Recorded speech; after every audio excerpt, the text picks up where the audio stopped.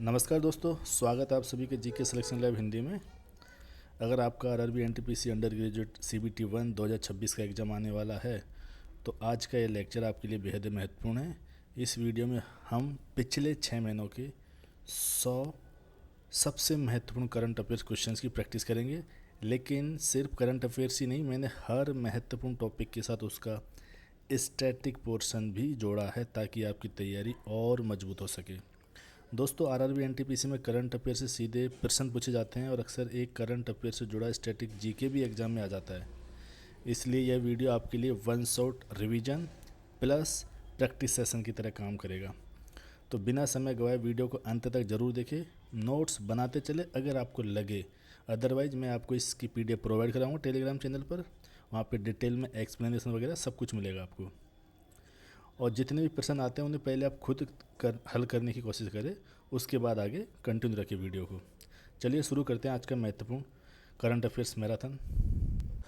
तो हमारा पहला क्वेश्चन है कि 15 अप्रैल 2026 को हिमाचल प्रदेश ने अपना कौन सा स्थापना दिवस मनाया था। तो ये ऑप्शंस है आपके सामने।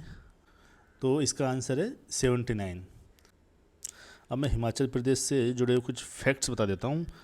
देखो, 25 जनवरी 1971 को हिमाचल प्रदेश को 18वां पूर्ण राज्य का दर्जा दिया गया था। ठीक है, आप बोलोगे तो 15 अप्रैल, तो 15 अप्रैल 1948 को छोटी बड़ी रियासतों को मिलाकर इसको एक मुख्य आयुक्त के प्रांत के रूप में बनाया था। राज्य नहीं, मुख्य आयुक्त के प्रांत के रूप में बनाया था 15 अप्रैल 1948 को। लेकिन इसको पूर्ण राज्य का दर्जा कब दिया? 25 जनवरी 1971 को। हिमाचल प्रदेश की 2 राजधानियां हैं, एक तो ग्रीष्मकालीन और एक शीतकालीन। ग्रीष्मकालीन की हम बात करें तो शिमला और शीतकालीन की बात करें तो धर्मशाला। हिमाचल प्रदेश के अंदर कुछ इंपॉर्टेंट दर्रे हैं जो आपको पता होना चाहिए। एक तो रोहतांग दर्रा, एक सिपकिला दर्रा और एक बारालाचला दर्रा। कौन कौन से दर्रे? रोहतांग दर्रा, सिपकिला दर्रा, बारालाचला दर्रा। जो सिपकिला दर्रा है उसी से सतलज नदी भारत में प्रवेश करती है। ऐसे ही ये हमारा प्यारा भारत है। तो यहाँ पे मैं अगर बात करूँ हिमाचल प्रदेश कहाँ है, तो ये है हिमाचल प्रदेश। तो यहाँ से सिपकिला दर्रे से सतलज नदी भारत के अंदर प्रवेश करती है। कौन कौन से दर्रे हिमाचल प्रदेश में? रोहतांग दर्रा, सिपकिला दर्रा और बारालाचला दर्रा। और आपको ये एक फैक्टर याद करना है कि great Himalayan national park, great Himalayan national Park ये भी हिमाचल प्रदेश के अंदर है। क्वेश्चन पे ये, जल सुरक्षा के लिए हिम सरोवर प्रोजेक्ट कहाँ लॉन्च किया गया है? हिम सरोवर प्रोजेक्ट कहाँ लॉन्च किया गया है? तो इसका सही आंसर है लद्दाख। तो हिम सरोवर प्रोजेक्ट लद्दाख में इसको लॉन्च किया गया है। इसका उद्देश्य क्या है? इसका उद्देश्य है कि जल सुरक्षा को बढ़ावा देना। सर्दियों में जो जमने वाली बर्फ़ है उस बर्फ़ के पानी को कृत्रिम जलाशयों में इकट्ठा कर लिया जाए। जो वाटर रिजर्वर है एक आर्टिफिशियल बनाया जाए, उसके अंदर इसको इकट्ठा कर लिया जाए ताकि खेती गर्मियों में खेती के लिए पीने के लिए उपयोग करने काम आ जाए। लद्दाख के अंदर भारत का सबसे बड़ा नेशनल पार्क जिसका नाम है हेमिस नेशनल पार्क। क्या नाम है? हेमिस नेशनल पार्क, जिसके अंदर स्नो लेपर्ड यानी हिम तेंदुआ पाया जाता है। और लद्दाख के अंदर ही 2 झीलें हैं। एक झील का नाम, दोनों झीलें खारे पानी की झील है लद्दाख। एक का नाम है पैगोंग तसो और दूसरी झील है तसो मोरिरी। दोनों ही झीलें खारे पानी की झीलें है ना। चलिए अगले क्वेश्चन पे आइए। 14 अप्रैल 2026 को डॉक्टर बी आर अम्बेडकर की कौन सी जयंती मनाई गई है? तो ये आपके ऑप्शंस रहे। तो इसका सही आंसर है 135वीं। तो 14 अप्रैल 2026 को बी आर अम्बेडकर की कौन सी 135वीं जयंती मनाई गई है। अब बी आर अम्बेडकर का जन्म कब हुआ था? 14 अप्रैल 1891 में बी आर अम्बेडकर का जन्म हुआ था। कहाँ पे? एमपी में, एमपी के अंदर महू जिले के अंदर। ठीक है। और बी आर अम्बेडकर को भारत के संविधान का जनक कहा जाता है। भारत के संविधान का जनक किन्हें कहा जाता है? बी आर अम्बेडकर को। क्योंकि जो संविधान बनाने वाली जो संविधान सभा थी उसके अंदर बहुत सी समितियां बनी थी, कमेटी बनी थी ना। तो उसमें सबसे इम्पोर्टेंट जो कमेटी थी ड्राफ्टिंग कमेटी यानी प्रारूप समिति, तो उसके अध्यक्ष थे ये बी आर अम्बेडकर जी। ठीक है, ड्राफ्टिंग कमेटी के अध्यक्ष थे, इसी के चलते इनको भारतीय संविधान के जनक कहा जाता है। और 1990 में भारत के सर्वोच्च नागरिक सम्मान भारत रत्न से बी आर अम्बेडकर को नवाजा गया था। और इन्होंने कुछ रचनाएं हैं इनकी जो आपको पता होना चाहिए। मैं बोलूँगा एक तो आपको पता होना चाहिए, द एनिहिलेशन ऑफ कास्ट, ये बहुत इंपॉर्टेंट है, द एनिहिलेशन ऑफ कास्ट। तो ये किसकी रचना है? बी आर अम्बेडकर जी की। बाकी दो और अगर आप याद करना चाहो तो जैसे thoughts on Pakistan, the problem of rupee, ये दो और अलग से रचना है इसकी जो बी आर अम्बेडकर से जुड़ी है। पर खास कर ना जो क्वेश्चन ज़्यादातर देखा गया है तो वो द एनिहिलेशन ऑफ कास्ट उससे जुड़े हुए हैं। अगले क्वेश्चन पे आइए, सुसान कोयल किस देश की पहली महिला सेना प्रमुख नियुक्त की गई है? ये ऑप्शंस रहे,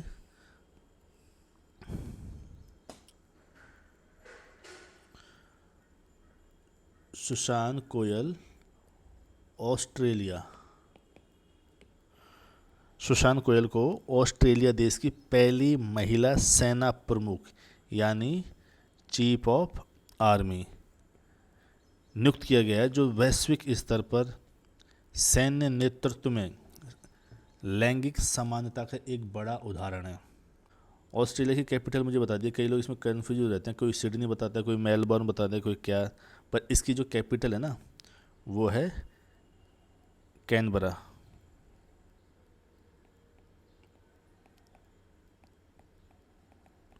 ऑस्ट्रेलिया की कैपिटल है कैनबरा।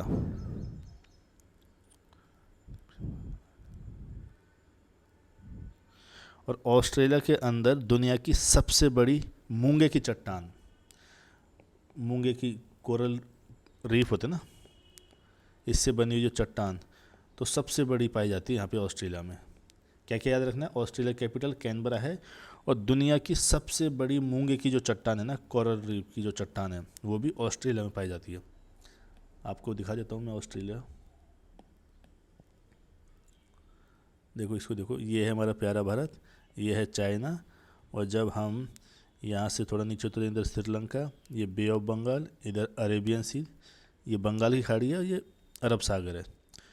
तो इधर धीरे धीरे धीरे धीरे उतरते आते हैं तो यहाँ एकदम लास्ट में यहाँ आओगे तो ये है ऑस्ट्रेलिया, और ऑस्ट्रेलिया के इधर है न्यूजीलैंड। और यहाँ से हम धीरे धीरे इधर उतरेंगे ना तो रास्ते में बहुत से देश पड़ेंगे, वो हम कभी और पढ़ेंगे। बस मेरा आज इतना ही है कि आपको ऑस्ट्रेलिया बता दूं मैप के अंदर कहाँ है, यहाँ है, और न्यूजीलैंड यहाँ पर है। और इसमें कन्फ्यूज मत होना, कई लोग इसमें कन्फ्यूज होते हैं कि ये फिलीपींस है या इंडोनेशिया। ये फिलीपींस है, ये इंडोनेशिया है, इंडिया है, इंडिया के पास में इंडोनेशिया। ठीक है,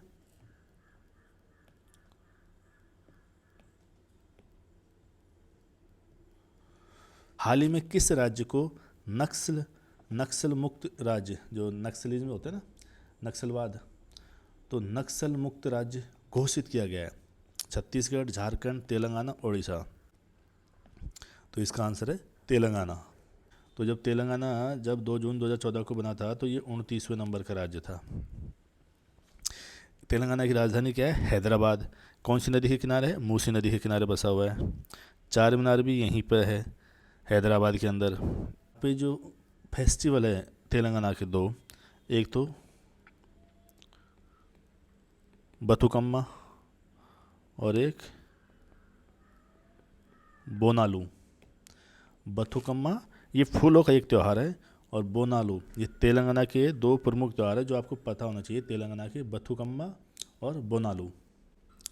अगले क्वेश्चन भाई, भारत और उज्बेकिस्तान के बीच आयोजित 7वें संयुक्त अभ्यास का नाम क्या है? दस्तलिक।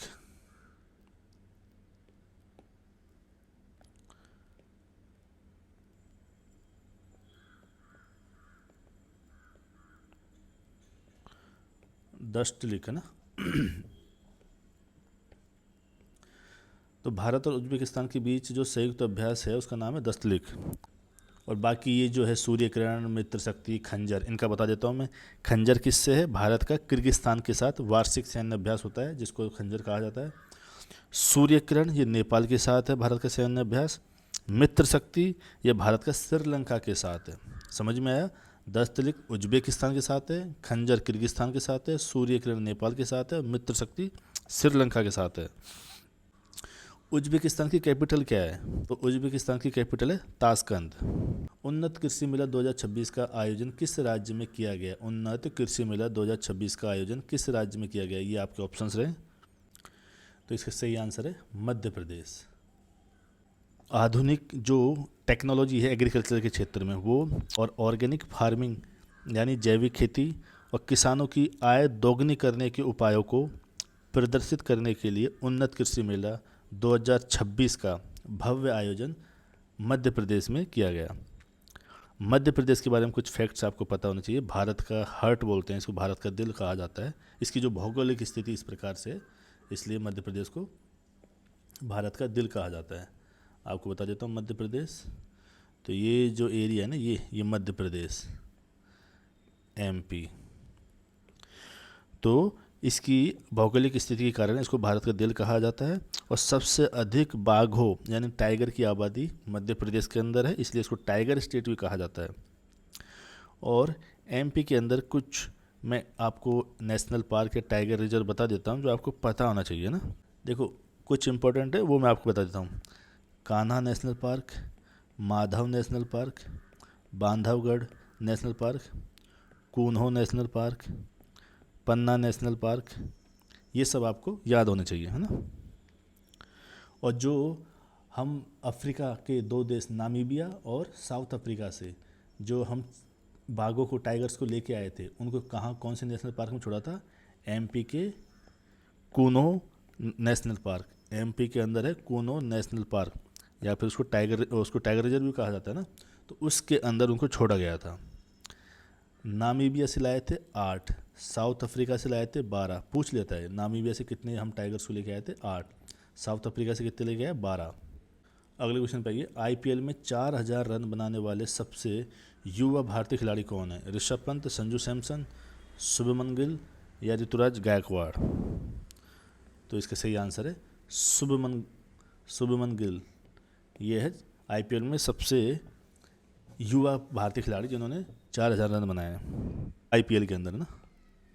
आईपीएल से जुड़े हुआ मैंने एक लेक्चर बनाया है जो 2026 के अंदर 19वां सीजन हुआ था आईपीएल का, उससे जुड़े हुए सारे क्वेश्चंस, उसके हिस्टोरिकल आईपीएल से जुड़े सारे फैक्ट्स मैंने कवर किया, आप वो देख सकते जाके। अप्रैल 2026 को जलियांवाला बाग हत्याकांड की कौन सी वर्षगांठ थी? तो इसका सही आंसर है 107वीं वर्षगांठ। देखो जलियांवाला बाग हत्याकांड 13 अप्रैल 1919 को अमृतसर पंजाब के अंदर बैसाखी के त्यौहार वाले दिन हुआ था। बैसाखी के जो त्यौहार मनाया जाता है पंजाब के अंदर, उस दिन हुआ था ये। कारण क्या था? ब्रिटिश सरकार के कानून था रॉलेट एक्ट। मतलब इसके अंदर ऐसा था कि हम किसी को भी गिरफ्तार कर सकते हैं और उसके कोई जवाब देंगे नहीं हम बाहर, और लंबे समय तक भी हम गिरफ्तार करके रख सकते हैं। कुछ इस प्रकार के प्रावधान थे इस एक्ट के अंदर। और डॉक्टर सैफुद्दीन किचलू और डॉक्टर सत्यपाल की गिरफ्तारी के विरोध में जलियांवाला बाग में एक शांतिपूर्ण सभा बुलाई गई थी।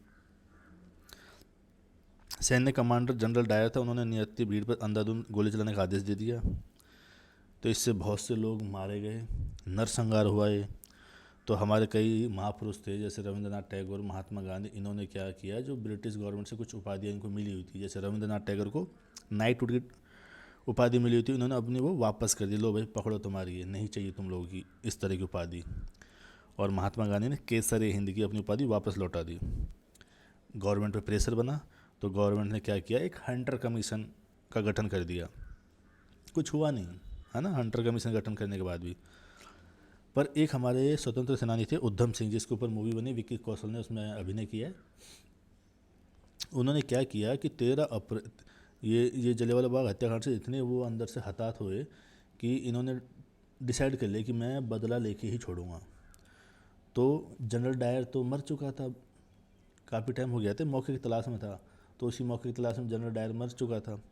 तो इनको समझ में आया नहीं, तो इन्होंने क्या किया, डायर समझ के माइकल ओडायर जो लेफ्टिनेंट गवर्नर थे उस वक्त के, कहाँ के? पंजाब के। इनकी हत्या कर दी लंदन में जाकर। लंदन में भी कहाँ? कैक्सटन हॉल है एक, उसके अंदर माइकल ओडायर की हत्या कर दी गोली मारकर। आ गया सारा माजरा समझ में? ठीक। लता दीनानाथ मंगेशकर पुरस्कार 2026 के लिए किसे चुना गया है? ये ऑप्शन है। तो इसका सही आंसर है कैलाश सत्यार्थी। भारत का सबसे बड़ा ऑटोमोबाइल निर्यात केंद्र कौन सा बंदरगाह बन गया है? तो इसका आंसर है मुंद्रा बंदरगाह। ये कहाँ है? गुजरात के अंदर। भारत में कुल कितने पोर्ट हैं? 13 मेजर पोर्ट हैं, 200 छोटे मोटे हैं। महाराष्ट्र में स्थित भारत का सबसे बड़ा कंटेनर पोर्ट है कौन सा? जवाहरलाल नेहरू बंदरगाह। विशाखापट्टनम बंदरगाह कहाँ है? ये आंध्र प्रदेश में। ये भारत में स्थित सबसे गहरा, डीपेस्ट, भूमि से गिरा हुआ सुरक्षित बंदरगाह है। मुंद्रा पोर्ट जो है अडानी का है। अगले क्वेश्चन पे आइए। 11 अप्रैल 2026 को ज्योतिबा फुले की कौन सी जयंती मनाई गई थी?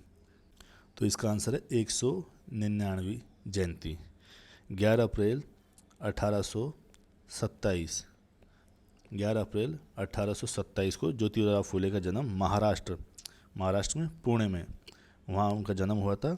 और जो 2026 को हमने इनकी 199वीं जयंती मनाई है। ज्योतिबा फुले कौन थे? एक समाज सुधारक थे, विचारक थे, लेखक थे। समाज के वंचित और शोषित वर्गों को न्याय दिलाने के लिए महाराष्ट्र में इन्होंने 1873 में सत्यशोधक समाज की स्थापना करी। सीधा क्वेश्चन आता है कि सत्यशोधक समाज की स्थापना निम्न में से किसके द्वारा की गई? तो आपको याद होना चाहिए।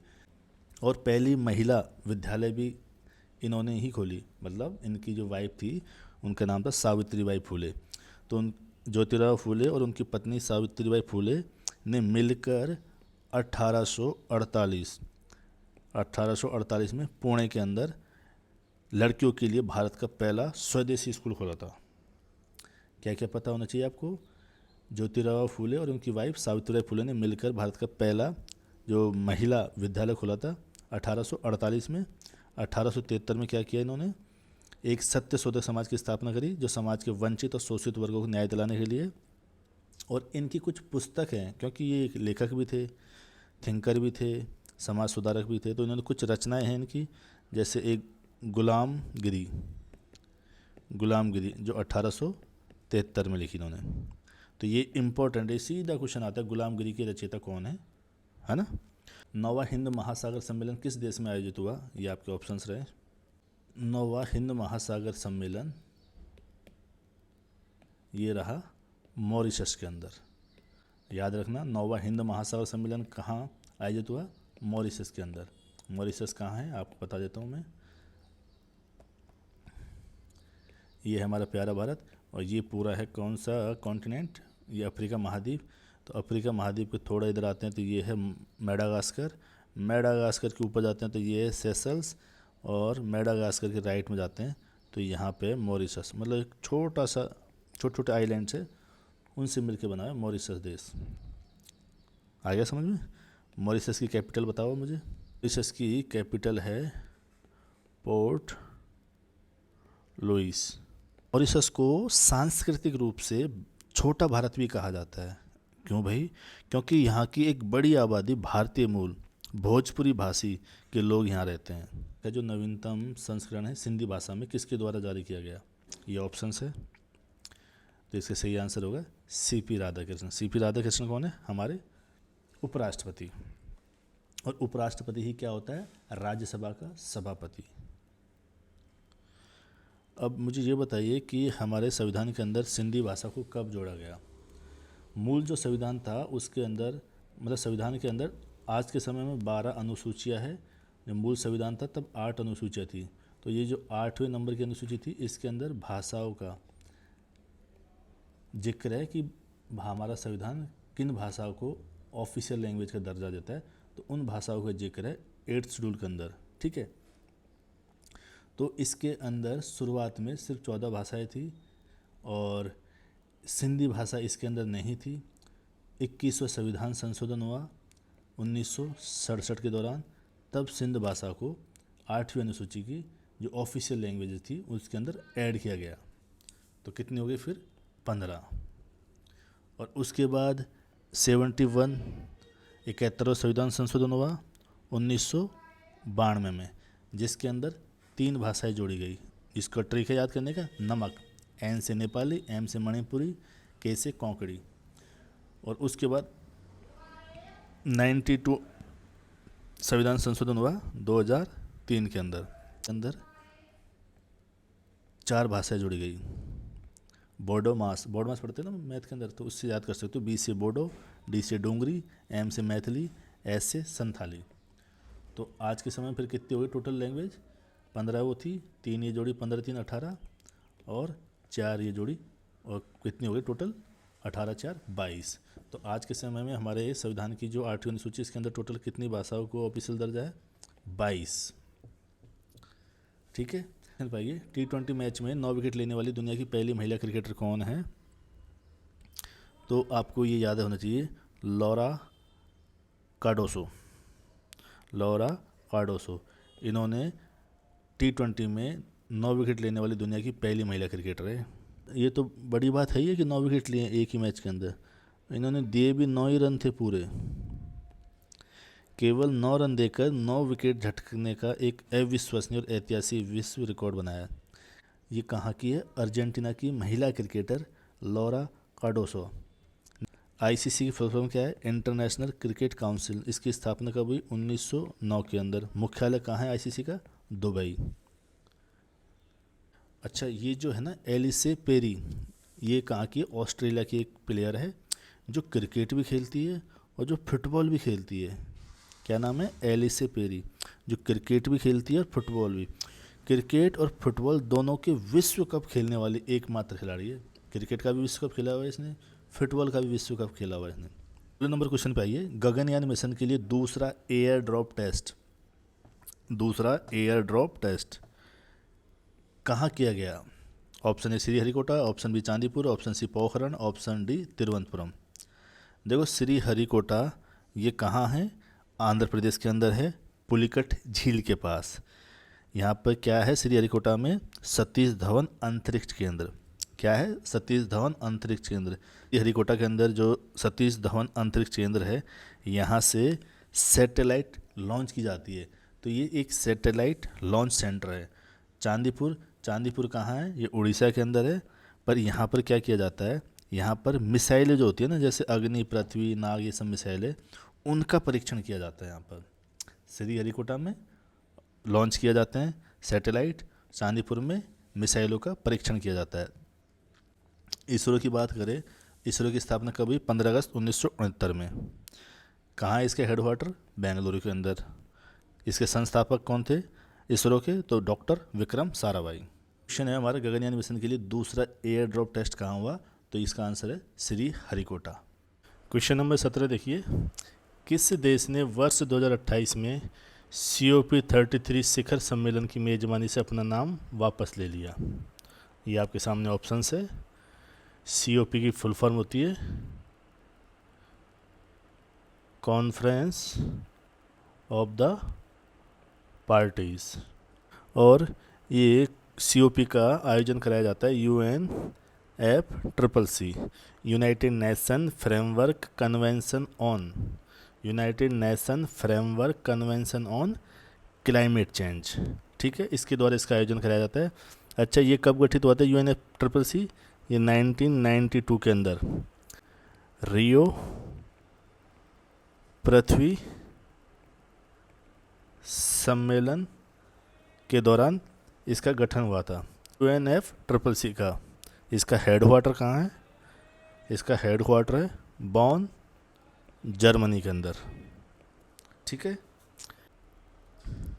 तो किस देश ने मेजबानी से अपना नाम वापस ले लिया? तो वो है भारत। अच्छा, भारत ने कभी COP का मेजबानी करी है? यस, बिल्कुल करी है। कब? 2002 के अंदर, जब COP8 हुआ था 2002 के अंदर। COP1 ये 1995, कहाँ? बर्लिन, जर्मनी के अंदर। ठीक है। अगले क्वेश्चन पे आइए। 1 ट्रिलियन टर्नओवर वाली पहली भारतीय FMCG कंपनी कौन बनी? देखो, FMCG की फुल फॉर्म होती है fast moving consumer goods. Fast moving consumer goods ये वे कंपनियां होती है जो रोज़मर्रा के उपयोग की वस्तुएं बनाती है और उनको बेचती है। तो कौन सी कंपनी है जो 1 ट्रिलियन टर्नओवर वाली बनी है? 1 ट्रिलियन टर्नओवर मतलब है 1 लाख करोड़ सालाना टर्नओवर। तो इसका आंसर है अमूल। और आपको पता होगा दूध से जुड़ा हुआ एक ऑपरेशन चलाता है हमारे देश के अंदर, operation flood. Operation operation flood करके चलाया गया था 1970 में, दुग्ध उत्पादन यानी मिल्क प्रोडक्शन को बढ़ावा देने के लिए, उसको बढ़ाना था। तो उसे श्वेत क्रांति भी बोला जाता है, वाइट रेवोल्यूशन। वाइट रेवोल्यूशन जुड़ा हुआ है ऑपरेशन फ्लड से। और इसके जो जनक थे ना, वो थे डॉक्टर वर्गीज कुरियन। डॉक्टर वर्गीज कुरियन, इनको भारत में श्वेत क्रांति का जनक भी कहा जाता है। डॉक्टर वर्गीज कुरियन का जो जन्मदिन 26 नवंबर को आता है, तो इसी दिन को हम नेशनल मिल्क डे मनाते हैं। क्वेश्चन नंबर 19 देखिए, किस राज्य ने कैंसर को नोटिफाई करने योग्य बीमारी घोषित किया है? ये आपके सामने ऑप्शंस रहे। सही आंसर है तेलंगाना। तेलंगाना राज्य ने कैंसर को नोटिफाई करने योग्य बीमारी घोषित किया है। एक्चुअली तेलंगाना सरकार ने किया क्या है, तेलंगाना सरकार ने कैंसर रोग के जो आंकड़े हैं उनकी सटीक ट्रैकिंग और समय पर इलाज सुनिश्चित करने के लिए इसे एक नोटिफाई करने योग्य बीमारी घोषित किया है, जिससे क्या होगा कि सभी अस्पतालों के लिए अपनी रिपोर्ट देना अनिवार्य होगा।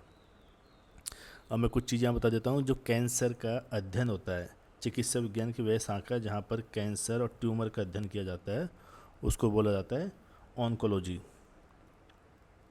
ऑन्कोलॉजी। विश्व कैंसर दिवस कब मनाया जाता है? तो ये 4 फरवरी को 4 फरवरी को विश्व कैंसर दिवस मनाया जाता है। और 4 दिसंबर को भारतीय नौसेना दिवस। ठीक है। अगले क्वेश्चन भाई, भारत की पहली चालक रहित पॉड टैक्सी परियोजना।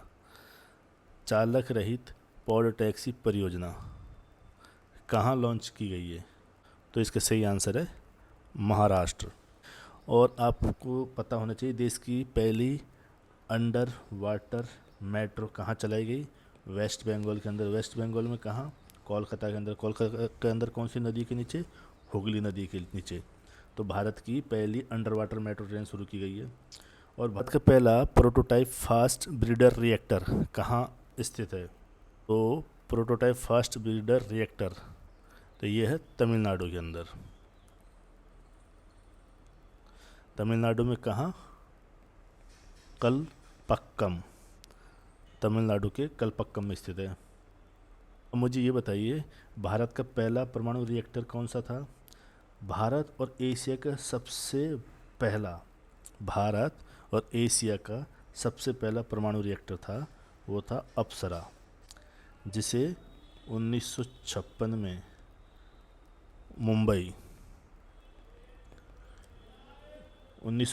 मुंबई में स्थापित किया गया था। देखो, न्यूक्लियर पावर प्लांट होते हैं ना, उसके अंदर रिएक्टर होता है। तो भारत का जो पहला रिएक्टर जो बनाया था हमने, वो अप्सरा था और एशिया का पहला था 1956 में मुंबई के अंदर। अब एक क्वेश्चन एनटीपीसी के अंदर ये बहुत पूछा जाता है कि कौन सा न्यूक्लियर पावर प्लांट कौन से स्टेट के अंदर है। तो जब हम तमिलनाडु की बात करते हैं, जैसे तमिलनाडु है, तो तमिलनाडु के अंदर 2 न्यूक्लियर पावर प्लांट है। तमिलनाडु के अंदर 2, एक तो कलपक्कम और एक कुडनकुलम। याद रखना, कलपक्कम, कुडनकुलम, तमिलनाडु के अंदर 2 न्यूक्लियर पावर प्लांट है। इसके अलावा ये कर्नाटक का एरिया है। कर्नाटक में एक है जिसका नाम है कैगा। चलो, कैगा हो गया यहाँ। फिर आते हैं इसके ऊपर, ये महाराष्ट्र का एरिया है। तो महाराष्ट्र के अंदर एक है जिसका नाम है तारापुर। और ऊपर आइए, ये गुजरात आता है। तो गुजरात के अंदर जो नाम मैं बताऊंगा, आप हो सकता है उसको लेकर तो तमिलनाडु की ये 2 न्यूक्लियर पावर प्लांट, इनको लेकर कन्फ्यूज होने लगे। काकरा पार, काकरा पार। यहाँ कलपक्कम, कोडनकुलम, काकरा पार। इधर यूपी आएगा और इधर राजस्थान आएगा। राजस्थान का बताइए, राजस्थान का है रावत भाटा, राजस्थान का है रावत भाटा। और यूपी का है नरोरा, यूपी का है नरोरा न्यूक्लियर पावर प्लांट। तो ये आपको याद होना चाहिए कौन सा पावर प्लांट कहाँ है। तमिलनाडु में 2 है, कलपक्कम, कुडनकुलम। कर्नाटका में 1 है, कैगा। तारापुर कहाँ है, महाराष्ट्र के अंदर। और गुजरात के अंदर क्या है, काकरापार। राजस्थान के अंदर क्या है, रावत भाटा। उत्तर प्रदेश के अंदर क्या है, नरोरा।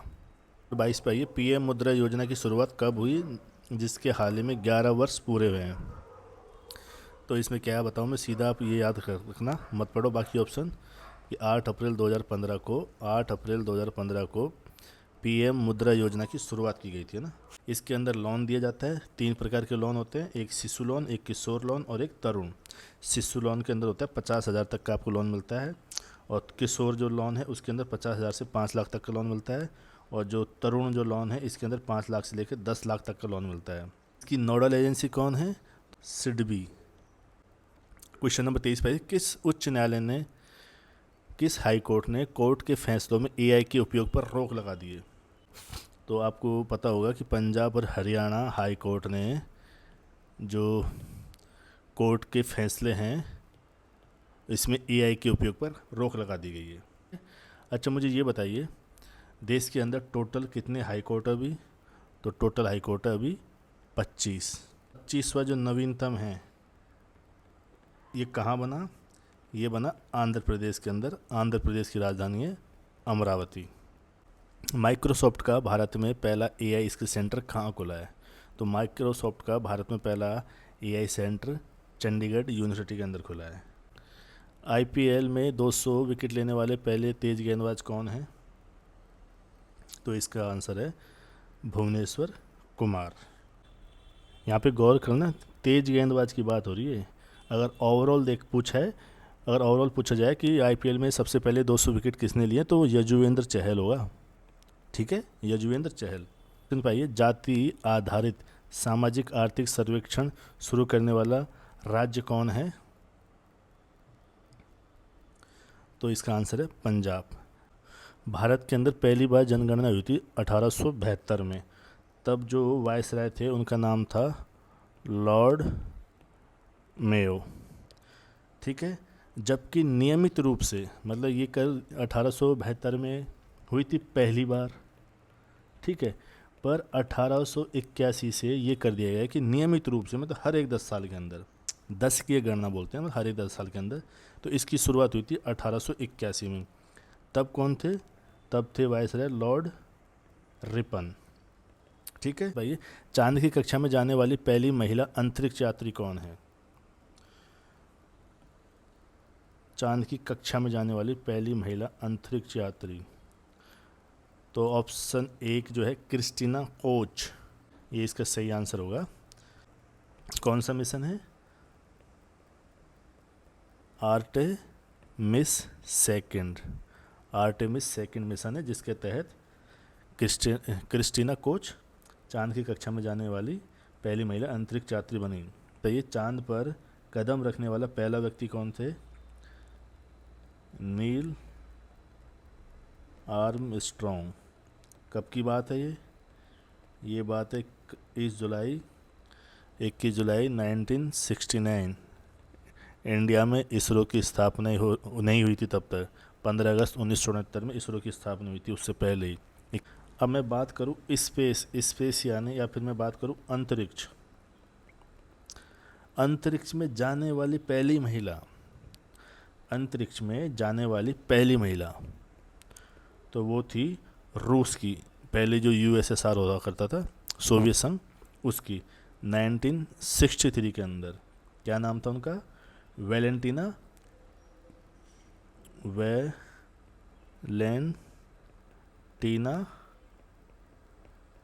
टेरेस्कोवा। आप तो वेलेंटीना याद रख लेना। कि स्पेस के अंदर जाने वाली, अंतरिक्ष के अंदर जाने वाली पहली महिला 1963 में जो यूएसएसआर की थी, वैलेंटिना थी। ये समझ गया आ गया ना कि अगर पूछा जाए कि पहली महिला अंतरिक्ष यात्री जो चांद की कक्षा में जाने वाली, तो क्रिस्टीना कोच। पूछा जाए कि चांद पर पहला कदम रखने वाले व्यक्ति कौन थे, तो नील आर्मस्ट्रॉन्ग, 21 जुलाई 1969, अपोलो 11 मिशन के तहत। ठीक है। और आपसे ये पूछा जाए कि अंतरिक्ष में जाने वाली पहली महिला जो रूस यानी यूएसएसआर की थी 1963 में, वैलेंटिना। भारतीय नौसेना की तीसरी परमाणु पनडुब्बी का नाम क्या है? तीसरी परमाणु पनडुब्बी का नाम क्या है? तो ये है आईएनएस अरिदमन। तो तीसरी परमाणु पनडुब्बी कौन सी है? आईएनएस अरिदमन। तो पहली कौन सी है? तो पहली है आईएनएस अरिहंत। प्रधानमंत्री ग्रामीण आवास योजना की शुरुआत कब हुई थी, जिसके हाल ही में 10 वर्ष पूरे हुए हैं? तो इसकी शुरुआत हुई थी 2016 के अंदर। पहले खेलो इंडिया ट्राइबल गेम्स 2026 में शीर्ष राज्य कौन रहा है? याद रखना, ट्राइबल गेम्स है खेलो इंडिया के अंदर, ट्राइबल गेम्स। तो ये इसका शीर्ष राज्य कौन सा रहा है? तो ये आपके सामने ऑप्शंस रहे हैं, बताइए।